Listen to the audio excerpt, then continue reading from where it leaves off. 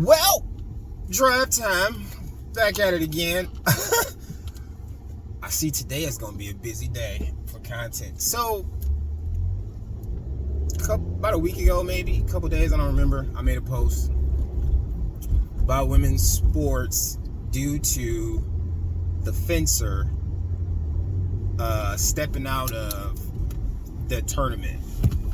And I think the trend may have officially taken on. So first we had the pool player that stepped out of her match, which led to what might be the greatest irony ever, because now that same tournament has two transgender athletes playing for the championship in the women's division. As if we couldn't see this coming.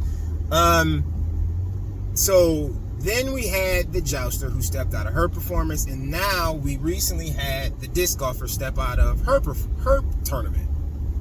And the crazy part about this one was I listened to an interview that she did, and I haven't got a chance to go and double check what she said to listen to it twice. And I intend to try to Google it and find the tournament specifics if I can. I don't, because I don't know how this particular tournament works. But it sounds like she said that they have a mixed division.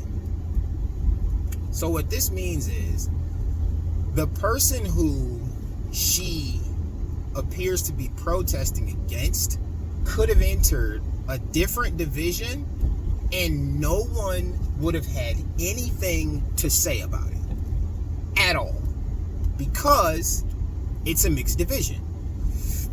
For the people who aren't athletes, don't know what mixed division means, it usually means what it sounds like, a mixture of multiple divisions. So in this context, it would be, you'd have the men's division, the women's division, and the mixed division where men and women can play. And the reason why they usually have this is so that you can basically compete more and optimize your chances of revenue.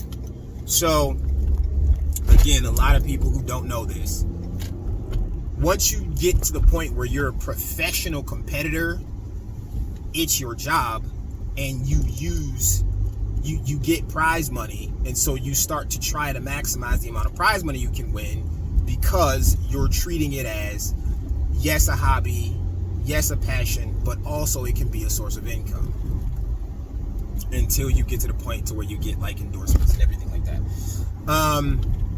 So her opponent could have played in a mixed division and it'd been totally fine. They didn't want to do that. And I'm sure the contractors will say, well, so could she. She didn't want to do it either. So there you go. Except the division she was in, it was never an issue. Can't say the same thing for the opposite side. Anywho, the other thing I noticed is that I don't think people realize the issue in competing in a division that you shouldn't be in.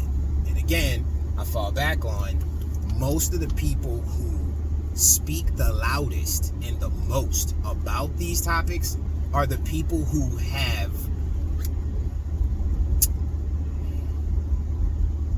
six or more times first place championships in the Couch Olympics.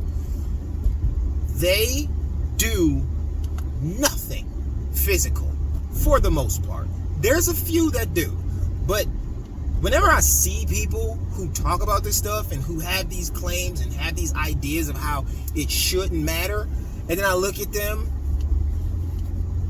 they don't seem as if they've ever done anything physically challenging for a long time. And you'll get the occasional, well, back when I was in, from like 2 decades ago. And I'm cool with the back wins, but at that point, it's usually just a person being disingenuous for the sake of just wanting to be right or prove their point. So, the whole division thing, there's a reason why they're separated. And it's because honest competitors don't want unfair advantages. It's unfair to the people who are trying to get into that particular sport, and it's not rewarding at all for those who want to challenge themselves and try to overcome whatever ceiling they previously had. So an example I can give is I was in a competition one time, and I was put in the beginner category. It's not called that. It's called novice. In this particular thing, in this particular dance, it goes novice, intermediate, advanced, masters, and sometimes all-star. But for the sake of just the explanation, we're going to say novice, intermediate, advanced. Novice meaning you are pretty much just starting out, dancing less than like maybe a year or two, never done a competition or haven't done very few, not very skilled yet, still taking lessons and trying to learn. Intermediate would usually be somebody who's done a few competitions, got them under their belt, been dancing for 2 or 3 years or more, and pretty comfortable in their skill set. Advanced would be somebody who's competed multiple times, been dancing for quite a while, probably a teacher at this point, probably won some previous divisions, and wants like the most challenge they can have. And then masters and all-stars like a little bit unique, because masters is usually like senior citizens, and then all-stars usually like touring teachers that do workshops and judge and everything. They're like the elite level. So I go to a competition having not done a competition in quite a while, but having also previously had a title in this particular dance. And the title was from a long time ago. It was from when I was a kid. I was like the first champion of my state in this particular division. But held it for a few years, did a few other competitions here and there, sprinkled here and there, usually always took first or second place. Been doing this dance for like 15, 20 years, trained under arguably the two best in the state and in many places in the country and in a few places across the globe in this dance. Trained in it at this point the majority of my life. Like, I think I did this competition in my mid-30s. I started training when I was 14. Do the math. Like I said, like 20 years in. Like I was actively teaching it on a regular basis, as well as like I was teaching, coaching, and I never really stopped training. But I was no novice by any stretch of the imagination. However, the way this particular competition worked is it was based on how many points you have, which is a horrible system because it basically says if you don't compete all the time, you don't have points. And if you don't have points, then you are not ranked high enough. It doesn't matter if you teach every day and you've been doing so for years, like me at the time, still would make you novice. Even one of my coaches who had multiple championships under her belt, multiple, like 10 or more in multiple states, she was ranked novice because she didn't compete all the time. She just taught and lived her life. So marked as novice. So go to the competition. Now, me trying to be a fair competitor, I go to the judges and say, I don't think I should be a novice. I don't have any points because I haven't competed in a long time. However, I've been dancing for X amount of time. I'm currently a practicing teacher at multiple studios. I've done multiple competitions in the past. I don't think it's fair for me to do novice. I'll do whatever division you put me in. I'm just saying I don't want it to be looked at as if I'm like trying to take spots away from the people who are just getting into it, because it's not fair. My mentality is I would much rather compete against someone with the same level of experience as me and take third, fourth, fifth, or whatever, than to compete against somebody who would on any other day be one of my students and then rob them of the ability to take home that first place trophy. So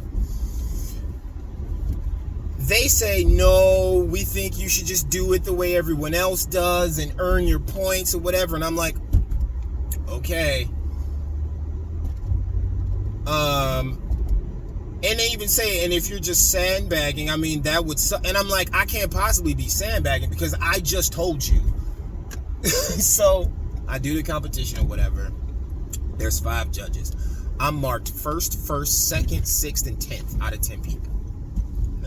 Obviously, you weren't that great if you were marked 6th and 10th, except for the fact that the people who marked me that were the people who my 2 coaches beat over and over and over again. Like, those 2 judges never beat my coaches, and they knew this, and they knew who I trained by, because when I went to say, I don't think I should be in this category, they responded with, oh, don't you dance from so-and-so?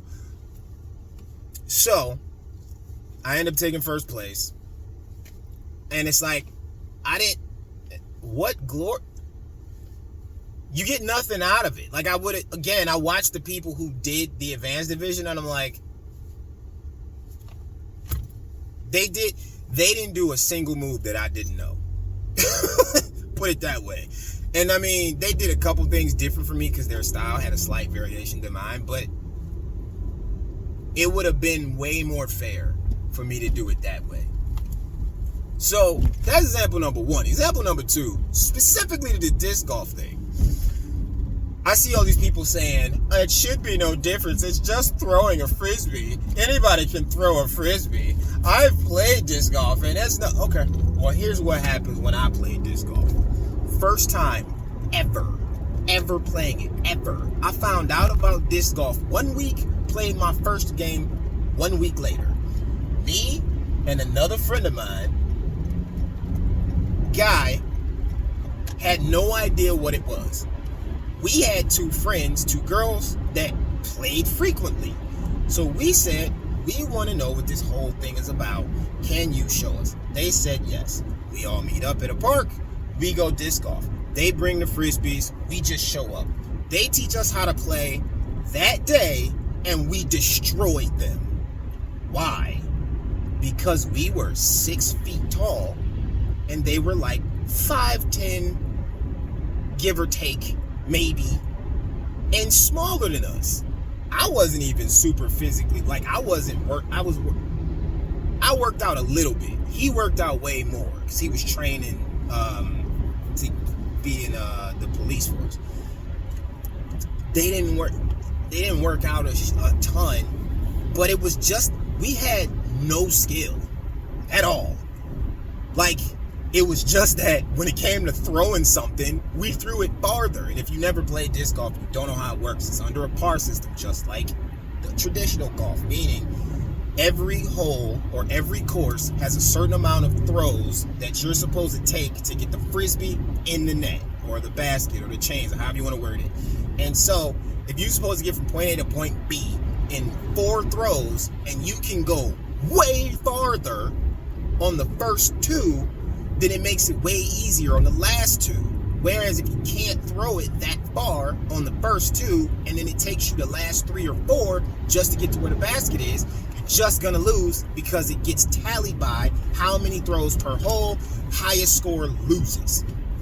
And we won on the first day against experienced players. This is why it's crazy to me that people will try to act like there's no difference, but then you ask them how much they play, and they'll be like, well, I watched it on YouTube a couple of times. All in all, we see the solution because it's catching on. People are just opting out, just letting them have it. Okay, go ahead. You got it. And I think it's fair to say that this is probably going to happen a lot more over the next few years, because people are starting to realize that there's no win if you participate, because it's just not fair.